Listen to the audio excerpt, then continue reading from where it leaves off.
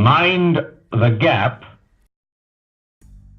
So, welcome aboard, commuters, and this is going to be an unusual video for me, and this came about from a comment on one of my project videos, my part work video, sorry, the Build the Route Master.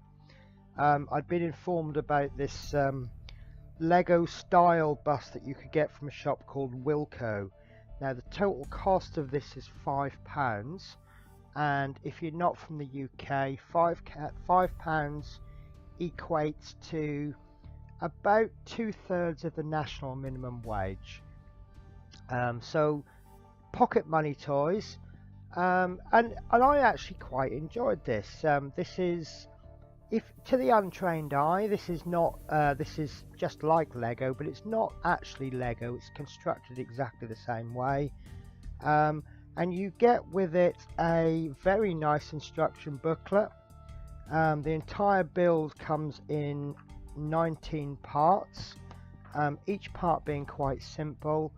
The only issue I've got, I have seen Lego, I don't do a lot of Lego, but I've seen Lego, and the way that they sort the parts is very nice, and you can find the parts easily, whereas this just seems to be shoved in about 5 bags.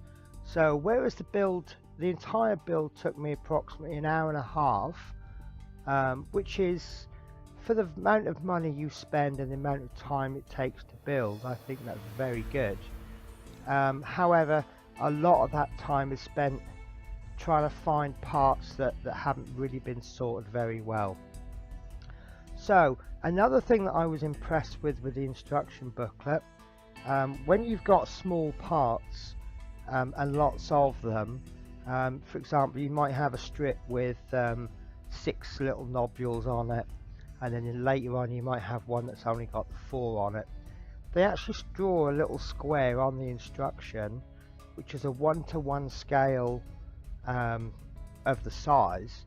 So what you can actually do is place the piece onto the instruction, and then that will tell you if it's the right size.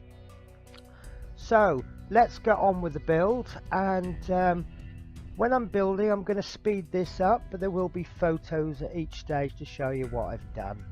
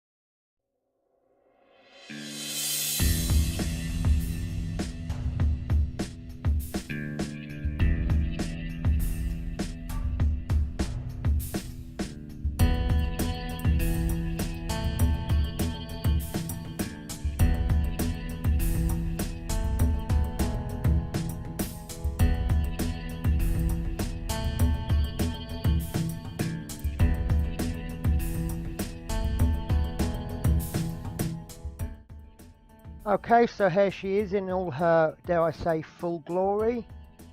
And now it was an enjoyable build and certainly good value for money when you think this cost me £5 and it occupied me for about an hour and a half. Now I do have a confession to make. When we're making these projects, we're not just learning about the project, but obviously new skills come into play as well, such as video recording and video editing. I did have problems. In the past, my webcam has had the settings have all screwed up. I've lost footage, hours of work lost just because the webcam didn't record it properly. Sometimes the video is quite sticky. This is partly an experiment with changing some of the settings. I think on the whole it worked out very well. I think I've got the hang of the editing, in the sense that obviously I can only edit what I've got. But the other thing is actually when I'm building, obviously this changes the dimensions a little bit. I do try to take the photos as I go along. Sometimes it doesn't quite work out.